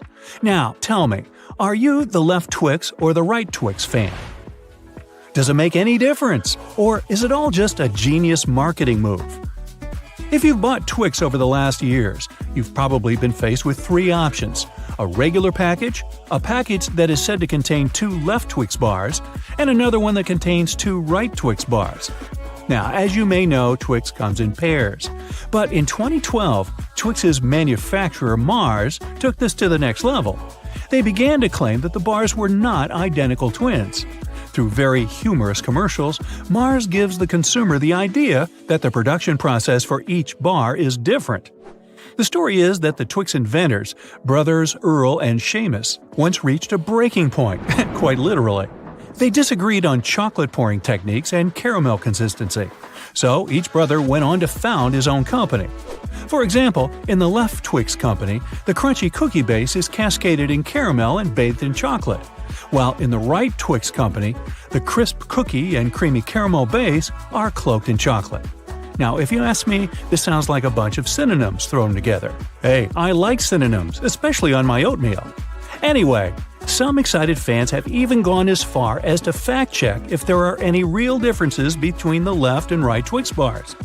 It turns out that the left Twix was just a little bit crunchier. And in case you're wondering how that was tested, let's just say it involved a digital decibel meter. The bars on the left average 72.3 decibels in crunchiness, while the bars on the right average 69.6 decibels. So does that mean louder tastes better? You tell me. Fans think it might be due to the packaging or storage of Twix chocolate bars. They suggest it's less about left versus right and more about top versus bottom placement. The Twix that ends up at the bottom of the package during the production process might be less crunchy. Oy. Now, I'm sure every country probably has some other dilemma, but here in the US, I'd say the main one is the peanut butter over or under the jelly debate. If you've ever been young, raise your hand if you were ever in that demographic, then you must have developed a preference. While some responsible grown-up was packing your lunchbox, what did you scream, jelly first or peanut butter first? People around here have strong opinions on how to make the perfect PB&J sandwich. Some say that the peanut butter lays the perfect foundation for your favorite jelly, while others say that jelly goes first since it's thinner and spreads more easily. Well, the question remains, what side are you on? If you had to pick, would you say you are a taco or a falafel person? You might be thinking, are these even comparable? And I'll say, oh yeah, they're both great but serve completely different purposes. Some definitions here. Taco, a Mexican dish made up of a fried tortilla, folded and filled with chili beans, lettuce, and your choice of meat. Falafel, a Middle Eastern dish that is basically patties of ground chickpeas or fava beans, seasoned to perfection, stuffed into pita bread with lots of different sauce toppings. Well, I'm not sure I made my point here, or have I? If this has made your mouth water or encouraged you to run down the street to buy one dish or the other, then I guess I've succeeded. Oh, and in case you don't know which one to choose, just go for a taco falafel. These do exist. And I guess they probably taste great, too. Have you ever stopped mid-sip and wondered, is coffee a soup? Apparently, some people are convinced that coffee is not a beverage, but rather a soup. Now, what makes them think so? According to some fans of this theory, coffee is actually a broth. That's because coffee beans are finely ground and later brewed in water. This process creates an unthickened liquid, usually recognized as broth. This theory has its deniers, of course. Those say it doesn't resemble broth at all, as broths usually mean that the liquid has some meal-like value and various nutritional factors. And coffee is just coffee. It's supposed to taste nice and give you energy. Even if you order the frou-frou versions like low-fat, no-foam, double-shot grande lattes with 2%, like I get. Hey, what's not to like? Now, tell us in the comments below your choice for each of these food battles. Our skin is the biggest and fastest growing organ. Strong but flexible. It's a waterproof yet breathable barrier that keeps us safe from the external world. Our skin regenerates itself. It helps with regulating body temperature and reduces water loss. This has helped us to evolve into what we are today. Our skin developed melanin, a natural pigment that blocks harmful UV radiation. Special sweat glands helped our ancestors regulate their temperature while walking long distances in unpleasant conditions. Your body has between 2 and 5 million sweat glands. The more active you are, the more sweat they produce. Your body has a mechanism to recognize it's time for you to cool off, so you can keep up with the workout. Breathing isn't only about moving the air inside and outside. It's about the way you do it, because it can literally affect your face shape. If you breathe through your nose, you'll get well-defined cheekbones over time. It will also make your face wider, because your tongue will exert force against your jaw. If you breathe through your mouth, your tongue won't have a place to rest. It will change your facial structure as time goes by. Your face can be more narrow, and your cheekbones won't be that visible. Also, if you're a mouth breather, you'd probably tend to tilt your head backwards more. This way, you increase cranial contents in the back part of your brain and directly change your entire posture, along with the shape of your neck and face. Millennials, or people born between 1981 and 1996, are more forgetful than older people. The main cause of their forgetfulness comes from higher levels of stress. So hey, chill. Your left lung is smaller than the right one because it shares space with your heart. Humans don't have such big teeth as a tiger shark, or so many of them. But research says, even though sharks have teeth coated with really tough enamel, they're not stronger than ours. We have proteins that glue our teeth together to stop the entire tooth from cracking. We don't lose them, unlike sharks. Their teeth aren't attached to their gums on a root like ours. So, they approximately lose one tooth every week. Ever wondered why you have toenails? Nails are made of keratin. That's a protein you can find in fur, claws, hooves, and hair. Unlike claws, our nails are flat and wide. They shield the tips of our toes and fingers from injuries. Also, thanks to fingernails, we have a rigid backing that helps us grab and separate different objects. It would be hard to peel a sticker from the backing or pick up a jigsaw piece without nails. Apes and monkeys use their feet for similar delicate tasks as well. Scientists think that primates evolved nails to tightly grasp branches, remove ticks, and do other similar things. The human body glows in the dark, which means we're faintly bioluminescent. But that light is 1,000 times weaker than our eyes can see. Other animals will easily spot our faint light though. Your eyes are pretty sensitive. You almost never get the chance to see how sensitive your eyes are because of all the light constantly surrounding you. Human cells are only 43% of the total cell count in your body, and the rest are microscopic colonists. That means you're mostly made up of bacteria and fungi. So basically, you're the mix of the DNA of gut microbes and your own DNA. The most abundant element in the human body is oxygen, at 65%, but it also contains lithium, cobalt, gold, and uranium. The rarest one of all is radium. On average, humans yawn 20 times a day, partially spontaneously. For example, when you're tired, but sometimes when someone yawns near you. Scientists think it could be a thing called social mirroring. Usually when animals mimic others, they recognize some action as useful, so they decide to do it too. With humans, it happens when someone crosses legs, laughs, smiles at you, or yawns. Hot coffee can taste better than cold coffee. Your taste bud receptors are most sensitive when your food is at or a little bit above room temperature. Hot coffee can then seem less bitter because taste buds that detect bitterness are more sensitive when the coffee is cold. Your pinky is a powerful little thing.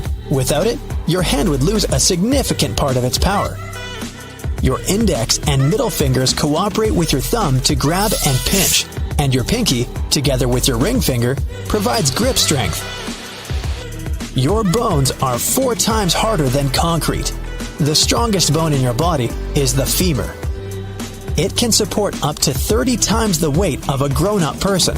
Even crazier is that our bones are made up of composite material, meaning they're both hard and elastic at the same time. The outer layer of your skin is thicker on your feet than on other parts of your body. The heart has its own electrical system and can continue beating even when it's disconnected from the body. The average lifespan of one eyebrow hair is 4 months. We spend 40% of our life with our eyes closed. Most of that time is when we're sleeping, but don't forget to count blinking too, or while driving. In an adult, the blood makes up 7 to 8% of the total body weight. About 55% of your blood is liquid plasma. The rest is red and white blood cells and platelets. They form clots and prevent bleeding. You can't swallow and breathe at the same time. The food you swallow and the air you breathe go down the same part of your throat at first. Only a bit deeper, the passage splits into the esophagus and trachea. There's a name for the growling sound your stomach makes when you're hungry. It's called barbarigmy. About 1/3 of all people can raise one eyebrow, left or right. It's a great way to send a playful signal to someone while telling a joke. But the ability to raise both eyebrows separately is much rarer. If you're not among them, that's because you cannot yet control and move the corresponding muscles. But this skill can be developed. Stand in front of a mirror. Hold one eyebrow with your hand and lift the other up and down, and then do the same with the other eyebrow. This will help you learn moving them separately. If you can lick your elbow easily or touch your thumb to your forearm, congratulations! You're among the minority of people, but some people bring flexibility to the next level. This condition is called hypermobility. It allows rare individuals to twist their bodies into weird positions just like a snake, putting their head between their feet, doing a back bridge, and all sorts of splits. But in some cases, hypermobility can increase sensitivity because such people have a larger medulla. This brain area is responsible for processing emotions. These fearless heroes can walk in the cold wearing only swimming trunks and feel cozy. They can stand in the snow barefoot and even swim in a river or an ice hole. Usually, this talent doesn't come naturally. People temper their bodies for years until they get used to withstanding extreme cold. Of course, they don't do it just to look cool or feel cool. Do you feel ticklish when you tickle yourself? Normally you wouldn't, unless someone else tickles you. It happens because of the cerebellum area of the brain, which monitors movements, predicts the sensations caused by your own movements. Then, it sends a signal to other parts of the nervous system to cancel these sensations. But some rare individuals can actually feel ticklish on their own. If you're not among them, touching a new texture that the brain doesn't yet recognize, or using a scalp massager, can help to excite your nerves and bring relaxation. Stand in front of a mirror. Open your mouth and try to roll the sides of your tongue up towards each other to make a U shape. About 65 to 81% of people are natural tongue rollers, and the majority are women.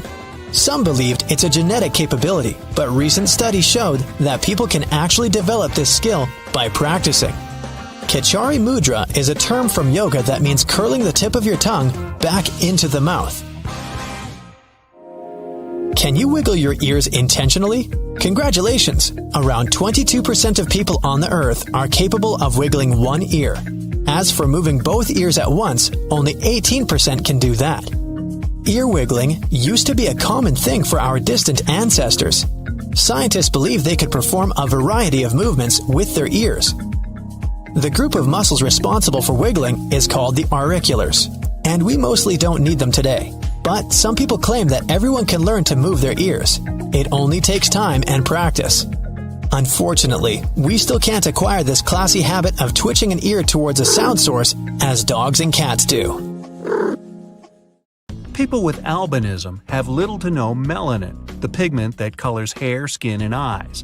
It's a rare condition to have. In the USA, just 1 in 18,000 to 20,000 people is albino. But ocular albinism is even more unique. Experts don't know exact numbers, but they think only 1 out of 50,000 individuals has it. If a person has ocular albinism, nothing but their eyes gets affected. Their skin and hair might be a bit lighter than those of their family members, but the difference isn't that big. Bright sunlight makes 17 to 35% of people sneeze. This phenomenon is called the photic sneeze reflex. In the Greek language, it's called sun sneezing. It happens when the nervous system misfires. When it happens, one of the nerves might get the reflexes wrong. And then, bright sunlight not only makes your pupils contract, but also activates the nose membranes. When natural, fair hair is rare in adults. It almost always darkens with age. People who are more likely to keep their hair color light are those living in the north. The Bajau is a group of nomadic people that live in the waters around the Philippines, Indonesia, and Malaysia.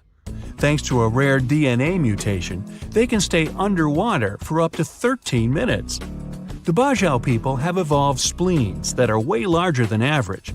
This feature provides them with a genetic advantage.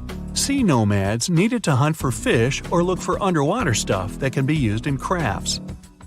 A particular gene mutation results in super dense bones that are almost impossible to break. They're several times tougher than the average person's bones. These people's skin is also less prone to aging. It might sound cool, but there are drawbacks. When such tough bones grow, they often put too much pressure on the nerves surrounding them and the brain. There are 3 kinds of cone cells in the average person's eyes. They help to recognize the colors in the blue, red, and green spectrums. Thanks to them, most people can distinguish around 1 million different shades. But those with tetrachromacy have 4 cones in their eyes. This feature allows them to see up to 100 million different hues. However rare this vision anomaly is, it's still much more common in women than in men. By the way, most people with tetrachromacy don't realize they see the world brighter than others. Only a bit more than 8% of people have counterclockwise hair whorls on their heads. A hair whorl can be single or double. Very few people have triple whorls, but those do exist. Not all experts agree with this theory, but some researchers claim there's a connection between handedness and the direction of a hair whorl. Left-handed people are 5 times more likely to have a counterclockwise whorl than those with the dominant right hand. Only 1 to 5 people in every 10,000 have an unusually shaped pupil. In most cases, it looks a bit like a keyhole or a cat's eye. This eye disorder is called iris coloboma. Scientists believe it's mostly genetic in origin. Super tasters are people who taste particular flavors more strongly than others. They have more taste buds. Those are small mushroom-shaped bumps littering the tongue. They're covered with taste receptors that tell your brain what you're eating. This feature also makes super tasters more sensitive to certain foods, for example, too sweet, bitter, or salty. They also have more pain receptors on their tongues.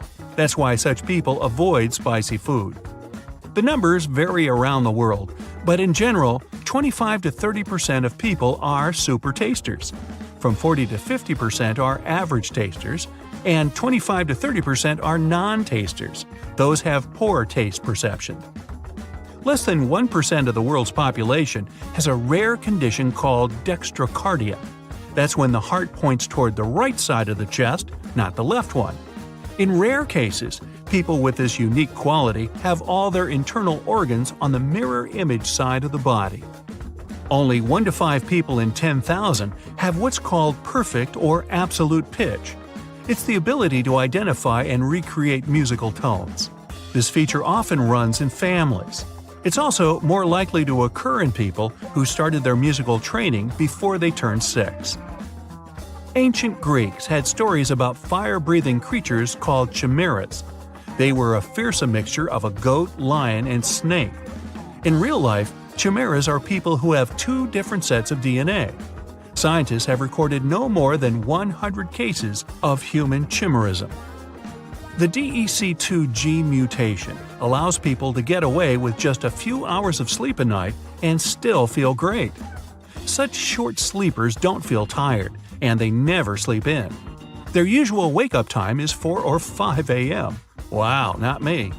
Only up to 5% of people have this feature. Scientists from the University of California have also made an interesting discovery. They claim that people with the DEC2 mutation need less time to perform certain tasks than regular sleepers. Morton's toe is a foot structure where the second toe is longer than the first one. Only 3 to 22% of people in the world have their feet shaped this way. Michelangelo's David and the Statue of Liberty are among them. Unlike the majority of the world's population, 1.5% of people have just one palmar crease. That's the line running across your palm. Men are more likely to have a single palmar crease than women. Most often, this feature runs in families. Only 3% of people in the world have lines that form the letters X on both of their palms. In many cultures, this rare feature is believed to be a sign of a strong personality. 1 in every 500 people has an extra rib called cervical. The average human has 24 ribs, 12 on each side of the body. But those lucky ones can have 25 or even 26. Excessive ribs are more often found in women. They're located in the cervical spine area and grow just above the collarbones. Their size can be different, from just barely developed to fully grown ones. In most cases, cervical ribs don't affect a person's well-being, unless they grow too large. In this case, they do cause discomfort. No more than 50 people have ever had Rh-null blood type, so precious that it was nicknamed golden blood. It can be donated to people who have incredibly rare blood types and can't accept any other. For the first time, golden blood was discovered in an Australian Aboriginal woman. If you have a tiny hole near your ear, you're unique. It occurs in only 5% of people in the world. In the USA, less than 1% of people are born with this hole. In Asia and some parts of Africa, the number is a bit higher, from 4 to 10%. This feature is often inherited genetically. It can be present on one or both ears. This distribution is 50-50. The hole may go all the way through, or it can be a dimple, dent, or even a small lump.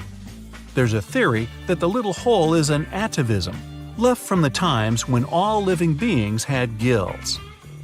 There's a gene mutation that helps people keep their bad cholesterol levels extremely low.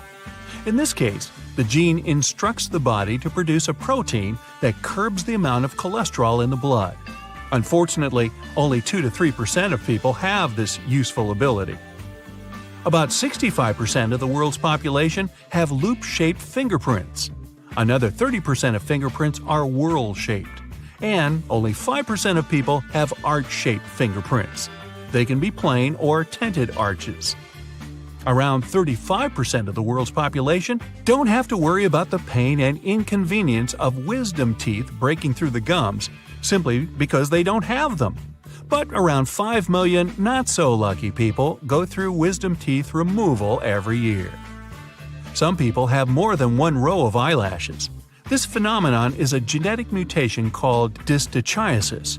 A person with this condition has a second set of eyelashes growing behind the first. All these thick, lush lashes sure look beautiful, but they can also cause some discomfort. Some hairs can start growing in the wrong direction or in the place where an oil gland is supposed to be. It can cause irritation and tearing.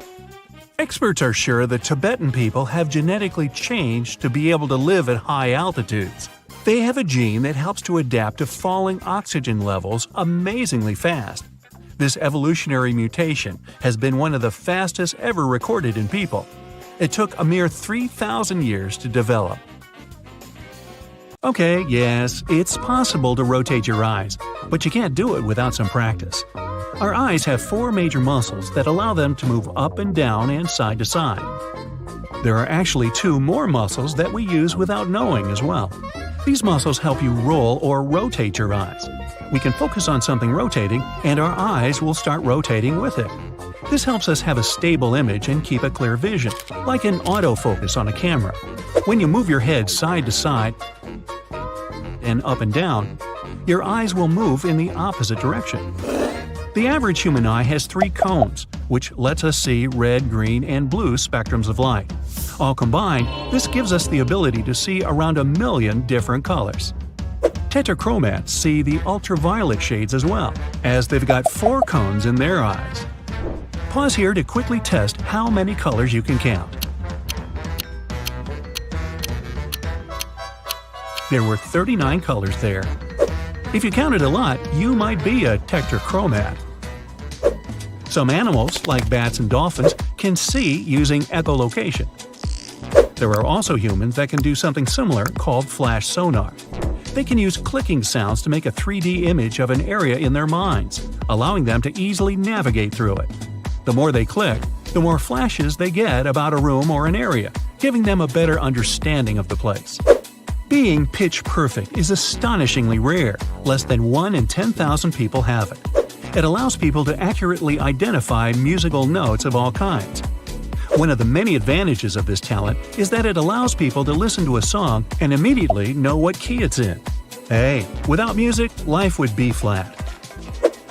People with dystachiasis are born with a second set of eyelashes that grow from the inner layer of the eyelid. While it may look pretty to some, these extra lashes can irritate the eye and cause problems like sensitivity to light, droopy eyelids, tearing, and inflammation. There are a few ways to treat the condition, like soft contacts, lasers, and cryotherapy. Dutch health guru Wim Hof claims that his breathing, meditation, and training have helped him gain all kinds of superhuman abilities. He's trained his body to adapt to extreme temperatures and even learned how to raise his own body temperature. He's also been able to adapt more quickly to altitude changes. He has even claimed that his training methods and strict diet and exercise regimen have improved his immune system. Now, we're meant to get anywhere from 7 to 8 hours of sleep every night to function the next day. But there are some lucky people out there that only need 6 hours or less a night. This is caused by a genetic anomaly, and there don't seem to be any adverse effects from having it. We have about 10,000 taste buds, but some people have many more than that – super tasters. Thanks to their powerful ability to taste sweet things like oranges, strawberries, and candy are almost too sweet, while bitter things like broccoli, cabbage, spinach, grapefruit, and coffee are overpowering. Well, thanks anyway, but I'll keep what I have. Most people have a total of 24 ribs. No, not at the restaurant. In your body. There's a chance you might be one of the few that has 25 ribs instead. About 1 in 200 people have a cervical rib, a spare rib just above the first rib. It's usually not even noticed because it's above the collarbone and pretty thin. Hey, when's lunch? I got hungry for some reason. Chances are you have an innie belly button. That's because only about 10% of the world's population have an outie, making it pretty rare. It has nothing to do with how our umbilical cord is cut. Our belly button stores a bit of fat beneath it, and it's this that determines what kind of belly button you'll end up with. So don't blame the doctor. The type you have is completely down to genetics. If you've ever experienced high altitude, you should know how hard it is on your body. Even just walking up a hill can be a difficult task. Give it a few days though and things will become easier. Your lungs, blood cells, and body will adapt quicker than you think, letting you hold on to that precious oxygen for longer. This adaptation will last for as long as you stay up high, and you'll go back to normal after a while back at normal altitude. When we submerge ourselves in water, it causes our heart rate to drop and oxygen consumption to slow. In recent years, free divers have pushed the limits of human lungs by going down a record of 700 feet. One person held his breath for more than 22 minutes underwater. We don't know what the limits are yet, but people are testing the boundaries. When a person has a photographic memory or total recall, this is called eidetic memory. It's the ability to accurately recall sounds, images, or other things from your memory. Some can even be told a date in a calendar from years ago and tell you what day it actually was. Unfortunately, you can't get an eidetic memory with practice. You have to be born with it. An ultra-marathon runner named Dean Karnazes once ran for 350 consecutive miles and didn't even sleep for 3 days. He's most famous for running 50 marathons in all 50 U.S. states in 50 consecutive days. He finished this achievement off by completing the New York Marathon in only 3 hours. Some people have an incredible ability to find their way without using a compass or even the stars. This unique navigational ability has been linked to the strength of the signals given off in a certain part of the brain called the entorhinal region. Place the back of your wrist and forearm on a table, then squeeze your thumb and pinky together. Do you see a muscle raise up in the middle of your forearm? If you don't worry, it's vestigial. That means that it doesn't do anything useful anymore. Hey wait, that's me. It's an old muscle that we used to use for climbing, and around 10% of the human population doesn't even have it anymore. If you can wiggle your ears, you can thank your auricular muscles. Those are the ones on the outside of your ear. Even if you can't wiggle your ears, the muscles are still there. Compared to other mammals, our ears can't move much. Some mammals can even fully turn their ears to locate sounds. Just watch your dog or cat. A dog's third eyelid might be a bit creepy the first time you see it, but we also have a third eyelid of sorts. But this human body part can't move by itself. It just covers a tiny part of the inside corner of your eye. It's likely that it used to serve a purpose, but it's pretty much useless now. Sometimes you just need a really good cry. It's also good for you too. Shedding tears when you cry helps release your stress hormones. It can also stimulate the production of endorphins as well, our body's natural answer to aspirin. Your brain replaces itself every 2 months, your liver every 6 weeks, your epidermis or just skin every month. Even your stomach lining replaces itself every few days. If your body didn't do this, the acids inside of your stomach wouldn't just digest food, they'd also start digesting you. So, alright, what's eating you? Oh, you. The human lungs contain around 1,500 miles of airways and a total surface area of about 754 square feet when laid flat. But I would suggest that you don't do that. Your lungs are on the clock 24/7, keeping you alive and breathing, taking 12 to 15 breaths a minute, or about 17,000 a day. Your left lung is slightly smaller than your right lung to make room for your big heart. After years of wear and tear, your feet may weaken enough that they seem to grow. This can cause our arches to flatten, meaning broader and longer feet eventually. It won't happen to everyone, but people who get swollen feet or ankles are more prone. If it does happen to you, you've got time. By age 70 or 80, your feet would have only gone up one size. Taste is influenced a lot by the temperature of what you're eating or drinking. For example, hot coffee seems less bitter and tastes much better because the heat tricks our bitter-detecting taste buds. The same goes for cold coffee, too. The cold masks the bitterness flavor and creates a more pleasant aftertaste. Room temperature coffee doesn't smell the same or taste nice because the bitterness comes on more strongly. Brushing your teeth too aggressively is very possible, and it's not good for your teeth at all. It'll wear down the enamel and make them sensitive to hot and cold foods. Teeth don't repair themselves, so you gotta take care of them. Slow down your brushing and take a full 2 minutes to get your teeth properly clean. Don't forget the floss, too. Now, what do you call a person who can write with either hand equally well? How can you reach with your tongue into your nose from inside? And why would you even want to do that? See further if you have a real superpower. About a third of all people can raise one eyebrow, left or right. It's a great way to send a playful signal to someone while telling a joke. But the ability to raise both eyebrows separately is much rarer. If you're not among them, that's because you cannot yet control and move the corresponding muscles. But this skill can be developed. Stand in front of a mirror, hold one eyebrow with your hand and lift the other one up and down. And then do the same with the other eyebrow. This will help you learn moving them separately. Can you sit down on the floor and get back without the help of your hands or knees? This simple challenge is called the sitting rising test. Clever name. Although scientists argue whether this test is trustworthy in telling anything about your health, you can still use it to check whether your muscles and heart are strong enough. If you're unable to get off the floor without the support of your hands or knees, maybe it's time to return to the gym.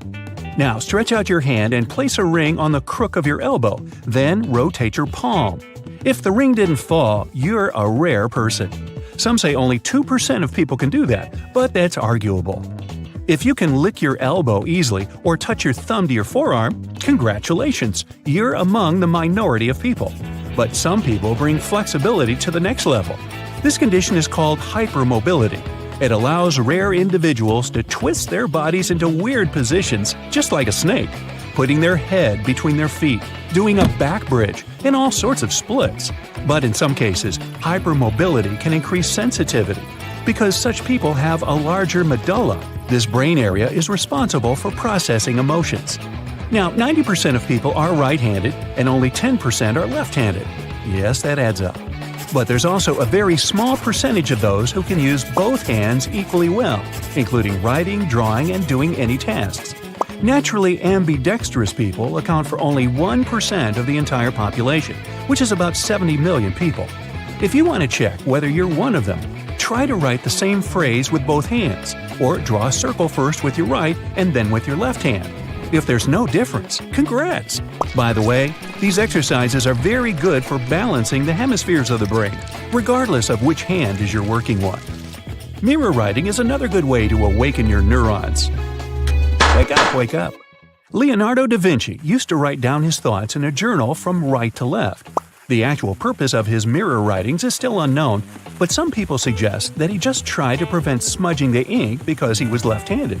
Creating a mirrored text is not an easy task for most people. Now, most people depend on weather forecasts and have to adjust their outfits depending on the season to avoid catching a cold. But not everyone.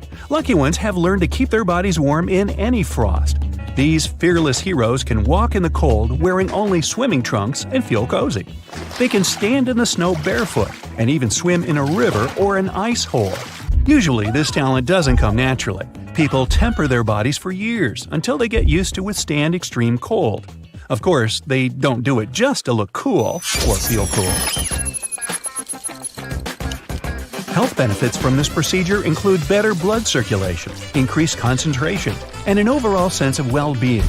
And how many seconds can you stand barefoot in the snow? Not many. Okay, stretch out your palms in front of you. Squeeze together all of your fingers except your thumb. Now spread the index and middle fingers and a ring finger with the little finger in different directions. Success? If so, you'd probably make a wonderful musician because the nerves in your palms are well developed. Do you feel ticklish when you tickle yourself? Now, normally you wouldn't unless someone else tickles you. It happens because the cerebellum area of the brain, which monitors movements, predicts the sensations caused by your own movements. Then it sends a signal to other parts of the nervous system to cancel these sensations. But some rare individuals can actually feel ticklish on their own. If you're not among them, touching a new texture that the brain doesn't yet recognize or using a scalp massager can help to excite your nerves and bring relaxation. Okay, grab a sheet of paper and something to write with and sit on a chair. Stretch one leg and rotate your foot clockwise. Try to draw the number 6 on the paper or in the air while still rotating your foot. This task is so much struggle because the left area of your brain can't handle two opposite rotations at the same time. That's why the brain tries to bring all movements in the same direction. Only a few people can manage it from the first attempt. You can also try to write other numbers and watch the funny results. Seems like the foot has no problem only with 0. If you want to check out the work of your vestibular system, try this simple trick. Stand on one foot and close your eyes. Most people lose balance at least during the first attempt. Your vestibular system includes many organs and systems throughout the body. Together, they allow your body to stay in balance in different positions. This system includes the inner ear and vision, which is why keeping balance is much easier in silence while your eyes are open. Every day, people use their tongue to recognize different tastes and communicate with each other. But it's also a great tool for a bunch of tricks. Around 10% of people can touch the tip of their nose with their tongue. The current title of the world's longest tongue belongs to Nick Stobel from the USA. His tongue measures 3.97 inches, according to Guinness World Records. There's also another contender whose name is in the Indian Book of Records for the tongue measuring a whopping 10.8 inches. Wow, imagine what he can do to an ice cream cone. But the average adult male tongue is only about 3.3 inches long, and the average female tongue is 3.1 inches. That's why most people can't perform the nose trick that easily. Okay, tying a cherry stem in a knot is a popular party challenge, but only a few people can do it right and quickly. Al Glinaetsky set the World Guinness record in June 2014 when he made 14 cherry stem knots in 1 minute using only his tongue. Wow. If you want to try to beat his record, practice with patience and pick longer stems around 1.5 inches long. Plenty of tutorials on this topic at your service. Stand in front of a mirror, open your mouth, and try to roll the sides of your tongue up towards each other to make a U shape. About 65 to 81% of people are natural tongue rollers, and the majority are women. Some believe it's a genetic capability, but recent studies show that people can actually develop this skill by practicing. Khichri mudra is a term from yoga that means curling the tip of your tongue back into the mouth. Ideally, it should reach above the soft palate and rest in the beginning of the nasal cavity. This asana helps refresh the mind and body and overcome thirst, hunger, and anxiety. Some say it also helps to become a professional lucid dreamer if you acquire a habit to fall asleep with Khichri mudra every night. But most yoga beginners spend months and even years to reach into the nasal cavity. And if you can do it right away, you're the lucky one. Can you wiggle your ears intentionally? Congratulations! Around 22% of people on the earth are capable of wiggling one ear. As for moving both ears at once, only 18% can do that. Ear wiggling used to be a common thing for our distant ancestors. Scientists believe they could perform a variety of movements with their ears. The group of muscles responsible for wiggling is called the auriculars, and we mostly don't need it today. But some people claim that everyone can learn to move their ears. It only takes time and practice. Unfortunately, we still cannot acquire this classy habit of twitching an ear toward a sound source as dogs and cats do. That's it for today. So hey, if you pacified your curiosity, then give the video a like and share it with your friends. Or if you want more, just click on these videos and stay on the